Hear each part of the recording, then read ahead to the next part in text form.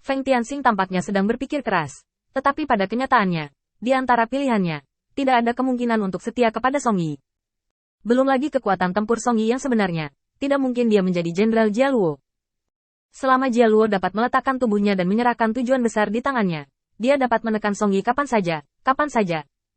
Paling 3 kali sebulan, itu akan terjadi. Lagu rasanya benar-benar tenang. Ini adalah sesuatu yang tidak dimiliki Song Yi, dan celah dalam kekuatan tempur teratas juga yang paling sulit ditebus. Lebih jauh lagi, dari sudut pandang Feng Tianxing, meskipun situasi Song Yi saat ini baik, secara keseluruhan sama saja dengan terjebak dalam kepompong. Premis bahwa dia dapat membuat perbedaan adalah bahwa ada perubahan besar di pihak Jia Luo, dan Feng Tianxing sedang mencari perubahan seperti itu saat ini. Kamu harus mengambil kembali pikiranmu, Jia Luo dan aku karena alasan lain, bukan karena alasan yang kamu duga. Setelah hening sejenak, Demon Raja memandang candi yang ada di samping. Kudengar tuanku selalu menghormati kekuatan. Meskipun kamu terjebak hari ini, mudah bagimu untuk melarikan diri. Oleh karena itu, aku tidak berniat mencegahmu pergi. Tapi aku tidak tahu apakah setan di sekitarmu bisa tinggal. Itu wajah kecil bagi kami. Feng Tianxing terkekeh, melipat tangannya, dan tampak benar-benar tanpa rasa takut. Kalau begitu aku minta maaf, aku ingin mengambil kembali iblis ini. Kali ini, negosiasi antara kedua belah pihak menemui jalan buntu. Pengunjung awalnya ingin mengelabui Feng Tianxing untuk bergabung dengan Kang Song Yi dan membuat kesalahan. Kemudian, dia ingin meminta Feng Tianxing untuk hidup dan matikan Di, tetapi itu menjadi pembicaraan kosong. Negosiasi seperti itu tidak dapat dianggap sukses. Setelah berpikir sejenak, iblis di depan mereka terdiam lama. Jelas, dia tidak bisa membuat pilihan seperti itu. Membiarkan candi pergi berarti rencana pengepungan dan penindasannya tidak akan mendapatkan apapun selain keuntungan yang direncanakan di awal, dan itu akan membutuhkan banyak uang dan tenaga. Ini masih masalah sepele.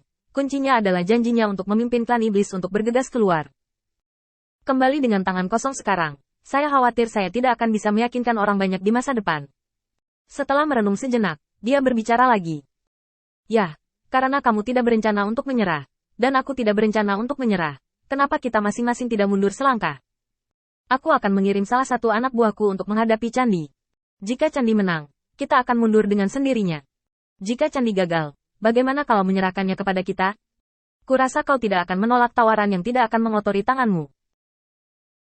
Setelah hening sejenak, Feng Tianxing tersenyum dan menatap candi yang berada di samping.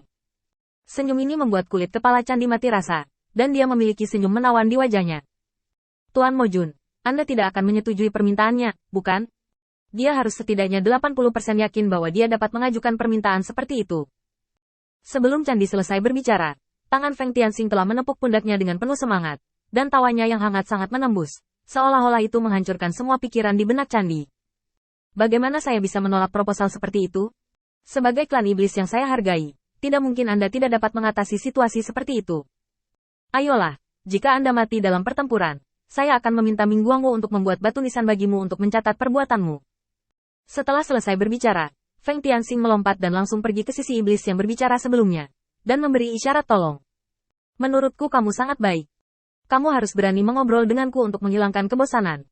Mozu mengangkat tangannya untuk membiarkan bawahan yang siap bergerak mundur. Lalu dia mengepalkan tinjunya dan berkata kepada Feng Tianxing. Aku hanya bercanda, tolong datang ke sini. Setan yang hadir tahu betul bahwa jika Feng Tianxing tidak meremehkan untuk menyerang mereka, maka mereka tidak akan memiliki kesempatan untuk bertahan hidup sama sekali. Dan bahkan Yansa dikalahkan begitu cepat oleh tangannya pada kenyataannya. Tidak ada yang memiliki kekuatan lebih tinggi dari Yansa. Penanaman. Bahkan jika ada, itu mungkin tidak dapat menahan beberapa trik Feng Tianxing. Saat keduanya pergi, sekelompok setan segera mengepung mereka. Feng Tianxing berkata dengan ringan. Kau tampak sedikit nakal. Setan yang mengikuti Feng Tianxing dengan cepat mengangkat tangan untuk memberi isyarat. Atur hanya satu orang untuk melawan candi, dan bersumpah demi kehormatan klan iblis, dan patuhi kehendak Raja Iblis. Dengan lapisan perlindungan terakhir ini, Feng Tianxing langsung datang ke sebuah gunung, lalu duduk dengan tenang, dan berkata kepada iblis di depannya. Jika aku tidak salah, kamu seharusnya sudah ditekan oleh Yansa sebelum kemarin. Begitu kata-kata ini keluar, iblis di depan mereka sedikit terkejut. Ini adalah pertama kalinya dia bertemu Feng Tianxing, dan persimpangan antara kedua pihak hanya beberapa kalimat pendek. Bagaimana detailnya bisa terlihat? Apakah ini ujian? Atau apakah dia punya cara lain untuk menyimpulkannya? Tepat ketika dia bingung, Feng Tianxing menambahkan. Kamu adalah orang yang cerdas. Kamu harus tahu bahwa konfrontasi Song Di dengan Jia Luo seperti memukul batu dengan telur. Selama Jia Luo mengabaikan persahabatan di masa lalu dan langsung pergi ke tentara, kekalahanmu tidak bisa dihindari. Apa yang saya ingin tahu mengapa Anda bersedia untuk melawan? Lakukan sesuatu dengan lagu.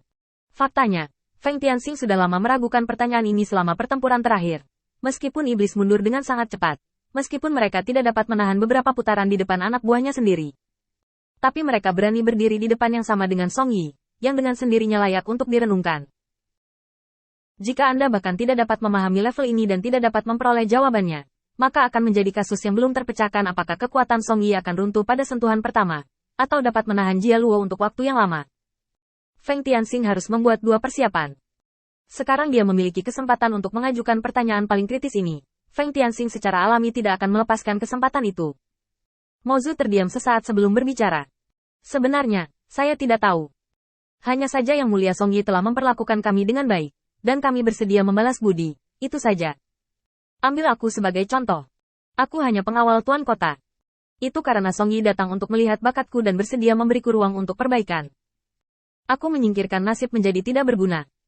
Sebenarnya, Anda tidak perlu berpikir untuk merayu kami. Kami semua tahu bahwa bertarung berdampingan dengan Yang Mulia Song Di pasti akan berujung pada kematian. Tetapi kami tidak memiliki keluhan atau penyesalan. Kami harus membalas semua kebaikan yang telah kami terima.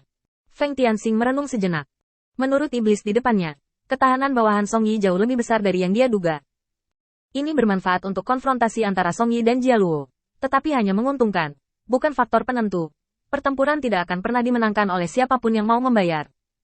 Latar belakang Jia Luo terlalu kaya, dan tidak mungkin Song Yi bertahan lama. Satu-satunya perbedaan adalah berapa lama dia bisa bertahan, dan berapa lama dia bisa bertahan tanpa Galo berpartisipasi dalam pertempuran.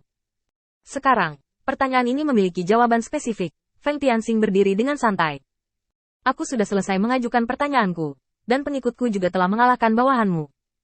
Menurut kesepakatan, sekarang saatnya kita pergi.